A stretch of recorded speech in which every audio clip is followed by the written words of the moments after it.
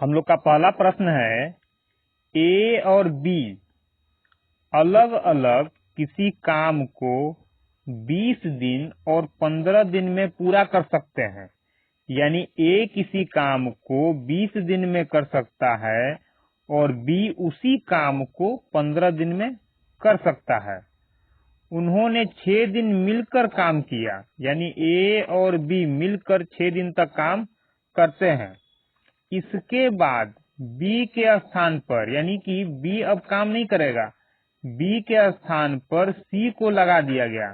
यानी पहले ए और बी मिलकर कर रहा था, 6 दिन काम किया, 6 दिन के बाद अब बी के जगह पर ए के साथ सी काम करेगा और वो काम हो जाएगा कितने दिन में? ए के साथ यदि सी काम करता है तो बाकी बचा काम 4 दिन में पूरा हो गया। तो बोल रहा है कि सी उस कार्य को कितने दिन में पूरा कर सकता था। यानी कि ज्ञात करना है कि सी अकेले पूरे काम को कितने दिन में कर लेगा। तो सबसे पहले क्या दे रहा है? ए और बी। तो ए और बी, ए किसी काम को 20 दिन में कर सकता है, बी उसी काम को 15 दिन में कर सकता है और 6 दिन तक ए और बी मिलकर काम करता है। 6 दिन के बाद बी के स्थान पर सी आ जाता है, यानी 6 दिन के बाद ए के साथ कौन काम करेगा? सी। यानी कि ए और सी का काम हम लोग को निकालना होगा। अब सबसे पहले टोटल काम निकालेंगे। तो ए किसी काम को 20 दिन में और बी उसी काम को 15 दिन में करता है, तो टोटल काम कितना होगा? 20 और 15 का एलसीएम आ जाएगा 60। यानी टोटल काम कितना हो गया? 60। जितना एलसीएम आएगा वही हम लोग का टोटल काम होगा। अब इसके बाद एफिशिएंसी यानी क्षमता ज्ञात करेंगे। किसका? ए और बी का। क्योंकि ए और बी का ही समय हम लोग के पास है, तो ए और बी का ही क्षमता भी हम लोग निकाल सकते हैं। तो ए 20 दिन में 60 काम कर सकता है, तो एक दिन में कितना करेगा? अब एक दिन का क्यों निकालेंगे? क्योंकि जब भी हम लोग क्षमता निकालते हैं वो एक दिन का काम ही होता है। यानी एक दिन का काम ए का एक दिन का क्षमता होगा। तो 20 दिन में 60 काम, तो एक दिन में कितना काम? 20 से 60 को भाग देंगे, 20 तिहाई 60। बी 15 दिन में 60 काम करता है, तो एक दिन में कितना करेगा? 15 से 60 को भाग देंगे, 15 चौक 60।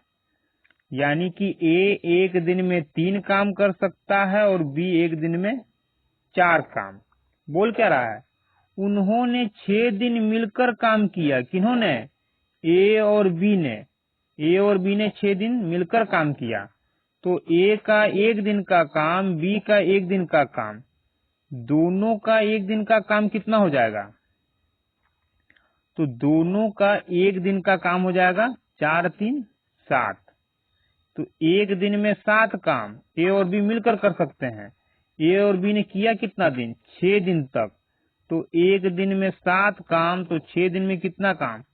6 7 42। यानी कि 60 काम में 42 काम हो गया, तो बचा कितना? तो 8 यहाँ बचेगा, 5 में से 4 गया 1, यानी 18 काम बचा हुआ है। और ये 18 काम कौन करेगा? बोल रहा है कि 6 दिन के बाद बी के स्थान पर, यानी बी अब काम नहीं करेगा, कौन करेगा? सी को लगा दिया गया। यानी 6 दिन के बाद ए के साथ सी काम करेगा, तो बचा हुआ काम कितने दिन में खत्म हो जा रहा है? 4 दिन में। क्योंकि बोल रहा है कि बी के स्थान पर सी को लगा दिया गया, तो अगले 4 दिन में काम पूरा हो गया।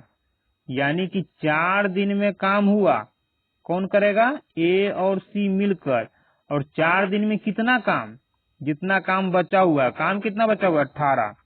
तो 4 दिन में 18 काम, ए और सी मिलकर 4 दिन में 18 काम, तो एक दिन में कितना काम करेगा? 4 एकम 4 और 4 से इसको भाग देंगे, तो 2 दूना 4, 2 नवा 18, 9/2। 9/2 का मतलब 9 को भाग देंगे 2 से, 2 चौक 8, 2 पचे 10। यानी कि ए और सी का एक दिन का काम, ये क्या है दिन, और ये क्या है काम। ये है दिन डेज और ये है काम। तो एक दिन का कितना काम, 4.5 काम, किसके द्वारा, ए और सी के द्वारा। और एक दिन का काम ही हम लोग का क्षमता होता है, यानी यहाँ कितना हो जाएगा 4.5। तो ए और सी का एक दिन का काम हो गया 4.5, यानी कि ए और सी का क्षमता हो गया 4.5 काम। अब 4.5 में ए और सी 4.5, जिसमें ए का काम कितना है 3, अब ए 3 हो गया। 4.5 में 3 ए का मान, तो सी का मान कितना, तो 4.5 में से 3 को घटा देंगे, बच जाएगा 1.5। यानी सी का क्षमता कितना हो गया 1.5 काम। अब सी का क्षमता क्यों निकालें, क्योंकि पूरा काम सी कितने दिन में करेगा यही हम लोग को ज्ञात करना है। तो जिसको करना है पूरा काम, उसका एक दिन का काम हम लोग के पास होना चाहिए, यानी कि एक दिन का क्षमता कितना है, और टोटल काम है हम लोग के पास। तो सी को कितना समय लग जाएगा, तो सी के द्वारा लगा समय बराबर सी के द्वारा किया जाने वाला काम। तो टोटल काम सी करेगा, कितना है काम, टोटल काम 60 बटा सी का एक दिन का क्षमता। तो सी एक दिन में कितना काम करता है 1.5 काम, तो इसे भाग देंगे। अब पॉइंट को खत्म करेंगे, यहाँ हो जाएगा 10, ये पॉइंट खत्म है। 15 से भाग देंगे, 15 चौक 60, 10 में 4 से गुना करेंगे, 10 चौक 40। यानी कि सी अकेले काम को कितना दिन में कर लेगा 40 दिन में। हम लोग का अगला प्रश्न है,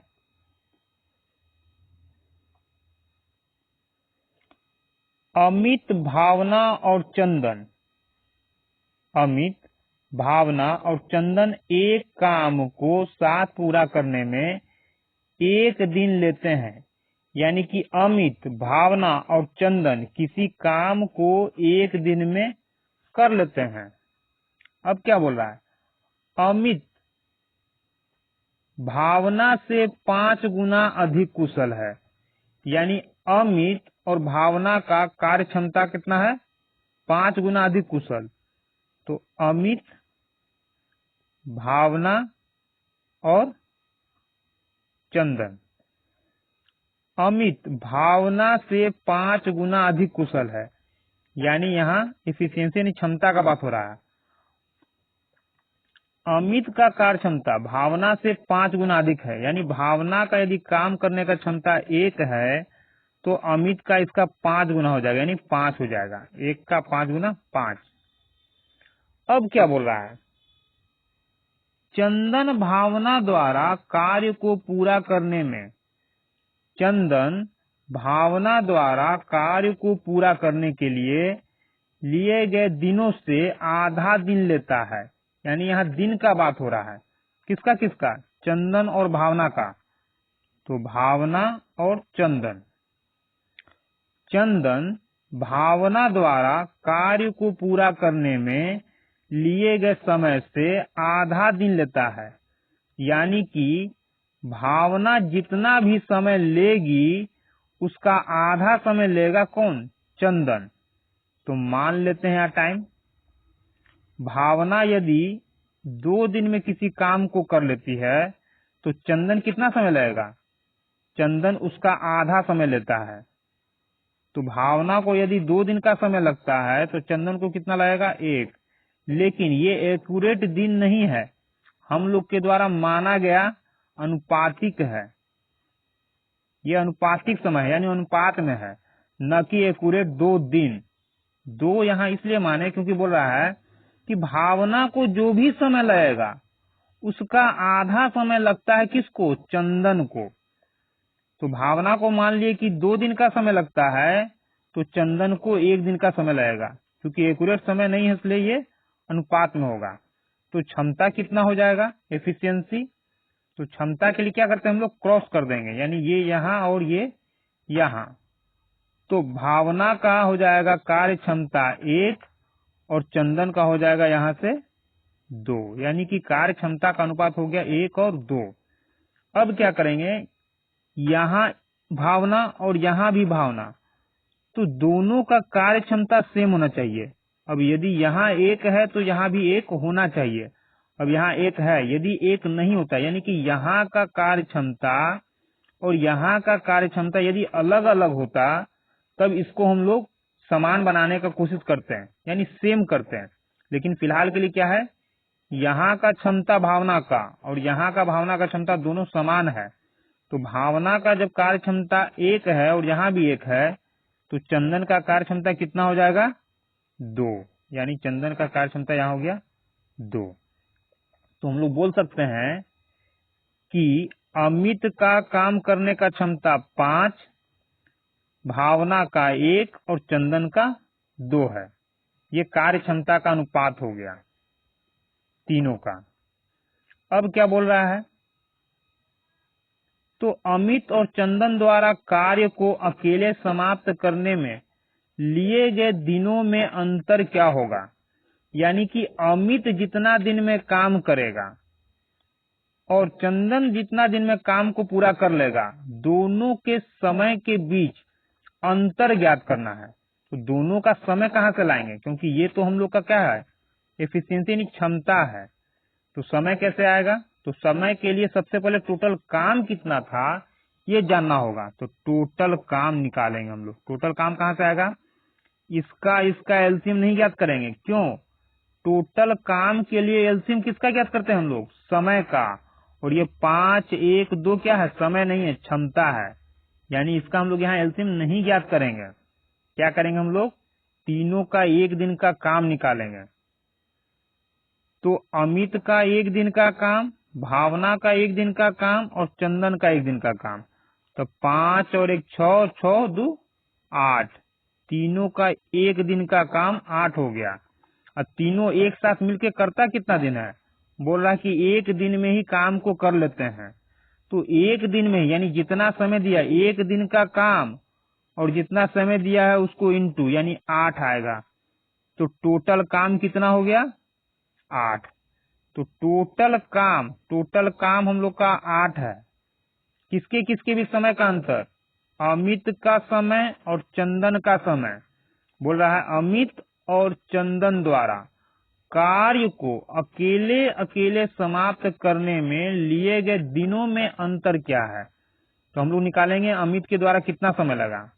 तो अमित को समय कितना लगा, समय बराबर क्या होता है, तो अमित का समय, तो समय बराबर होता है क्या, समय बराबर वर्क बाई जिसको करना है उसका क्षमता।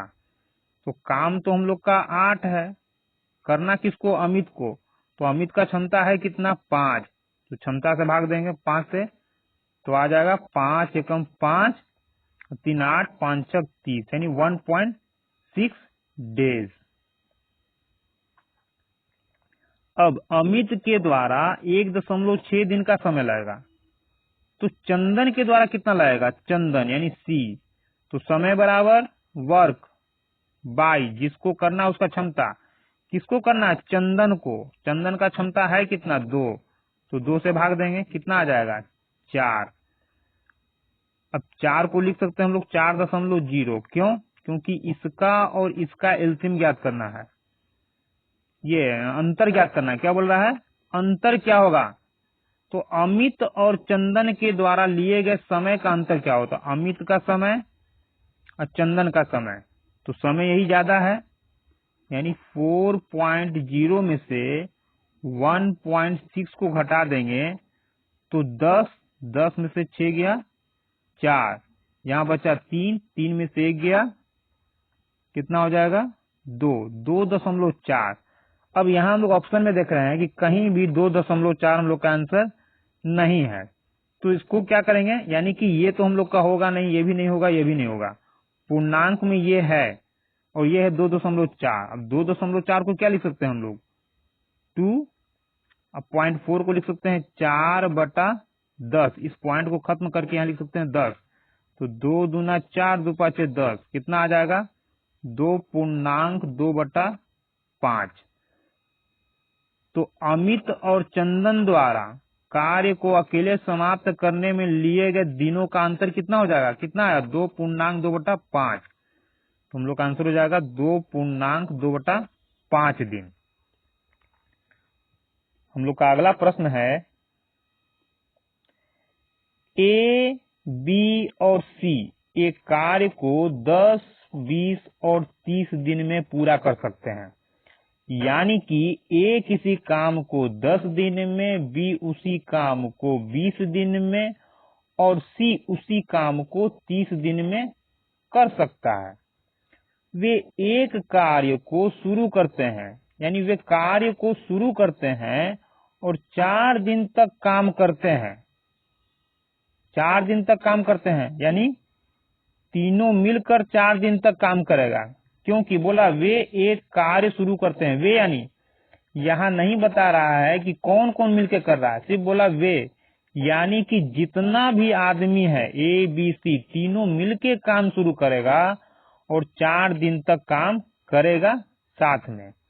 अब बोल रहा है 4 दिन के बाद ए अपनी दोगुनी कुशलता के साथ, यानी 4 दिन तक तो वे मिलके काम किए, लेकिन 4 दिन के बाद ए अपना क्या करता है? क्षमता 2 गुना कर लेता है। और सी अपनी आधी कुशलता, यानी सी का क्षमता आधा हो जाता है। तो ऐसे में कार्य को करने में कितने दिन का समय लगेगा, यानी पूरा काम कितने दिन में खत्म हो जाएगा? तो सबसे पहले क्या दे रहा है? ए, बी, सी का समय। तो ए, बी और सी क्या दे रहा है? टाइम। ए 10 दिन में काम को कर सकता है, बी 20 दिन में और सी 30 दिन में। टोटल काम कितना है ये निकालेंगे। अब चूंकि ये समय है तो समय का एलसीएम ही हम लोग का टोटल काम होता है, न कि क्षमता का। अगर ये क्षमता होता तो इसका एलसीएम हम लोग निकालकर टोटल वर्क नहीं निकालते। ये समय है और समय का एलसीएम ही हम लोग का टोटल काम होता है। तो 10, 20, 30 का एलसीएम 60 आएगा। टोटल काम कितना हो गया? 60। एफिशिएंसी यानी तीनों का क्षमता ज्ञात करेंगे। तो ए 10 दिन में 60 काम कर सकता है, तो एक दिन में कितना करेगा? 10 से 60 को भाग देंगे, 10 छक 60। बी 20 दिन में 60 काम करता है, तो एक दिन में कितना करेगा? 20 से 60 को भाग देंगे, 20 तिहाई 60। सी 30 दिन में 60 काम कर सकता है, तो एक दिन में कितना करेगा? 30 से 60 को भाग देंगे, 30 दूना 60। यानी कि ये ए का एक दिन का काम, बी का एक दिन का काम और सी का एक दिन का काम आ चुका है। क्या बोल रहा है? वे एक कार्य को शुरू करते हैं और 4 दिन तक काम करते हैं। यानी कि ए, बी और सी तीनों मिलकर 4 दिन तक काम करते हैं। यानी 4 दिन में तीनों ने कितना काम किया ये निकाल लेंगे पहले हम लोग। तो ए का एक दिन का काम प्लस बी का एक दिन का काम प्लस सी का एक दिन का काम, तो टोटल कितना काम? 6 3 9, 9 3 6 3 9, 9 2 11। तीनों के द्वारा एक दिन में कितना काम किया गया? 11 काम। तीनों कर रहा है कितना दिन तक? 4 दिन तक। तो एक दिन में 11 काम, तो 4 दिन में कितना काम? 11 चौक 44 काम। तो 60 काम में 44 काम हो गया, तो बचा कितना? तो 60 में से 44 जाएगा, यानी कि 10 में से 4 गया 6, 5 में से 4 गया 1, 16। ये 16 काम शेष बचा हुआ है, शेष काम 16। अब इस 16 काम को कैसे किया जाएगा? बोल रहा है कि 4 दिन के बाद ए अपनी दोगुनी कुशलता, यानी कि ए का क्षमता कितना हो जाएगा? पहले की तुलना में 2 गुना। तो पहले क्षमता कितना था ए का? 6, तो अब कितना हो जाएगा? 12। दोगुनी कुशलता के साथ कार्य शुरू करता है। और सी अपनी आधी कुशलता, यानी कि बी में कोई चेंजिंग नहीं आया है, तो बी का कार्य कुशलता कितना है? 3। यानी कि बी का काम करने का क्षमता जितना पहले था उतना ही बाद में भी रहेगा। लेकिन बोला सी अपनी आधी कुशलता, यानी सी का क्षमता कितना हो जाएगा, पहले 2 था तो आधा हो जाएगा, यानी कि 1 हो जाएगा, के साथ कार्य शुरू करता है, तो ऐसे में कार्य कितने दिनों में पूरा होगा। अब हो गया ए का क्षमता 12, कब, 4 दिन के बाद। ए का क्षमता 12, बी का क्षमता 3 और सी का क्षमता 1, तो तीनों का 1 दिन का क्षमता कितना हो जाएगा, तो 12 3 15 1 16, यानी कि 4 दिन के बाद तीनों का काम करने का क्षमता हो जाएगा 16, 1 दिन में 16 काम, तो तीनों के द्वारा समय कितना लग जाएगा, तो समय बराबर वर्क बाई 1 दिन का एफिशिएंसी। किसके लिए, जो काम शेष बचा है, तो शेष कितना काम बचा है, क्योंकि 4 दिन काम हो चुका है और 4 दिन में 44 काम कर लिया गया, तो करना है 16 काम। इसी 16 काम के लिए इस क्षमता का यूज करेंगे हम लोग, क्योंकि 4 दिन के बाद ही ये अपनी कार्यकुशलता में दोगुना कार्यकुशल कर लेता है, यानी कि इसका क्या हो जाता है, काम करने का क्षमता 2 गुना हो जाएगा, 80 का काम करने का क्षमता आधा हो जाएगा। तो कितना काम बचा हुआ है, 16 काम करना है किस क्षमता से, तो 4 दिन के बाद तीनों का क्षमता हो जाएगा 16, 1 दिन का काम, क्योंकि जिससे हम लोग भाग देते हैं वो 1 दिन का काम होता है, तो करना है तीनों को, और तीनों का 4 दिन के बाद क्षमता 16 है, तो 16 से भाग देंगे, 16 एकम 16, 1 दिन समय लगेगा। किसके लिए, इस 16 काम के लिए 1 दिन। तो टोटल कितना समय लग गया, 4 दिन पहले लगा और 16 काम के लिए 1 दिन बाद में लगा, तो टोटल समय कितना हो गया, 5 डेज, यानी 5 दिन में पूरा का पूरा काम खत्म हो जाएगा। तो हम लोग का आंसर क्या होगा, 5 दिन।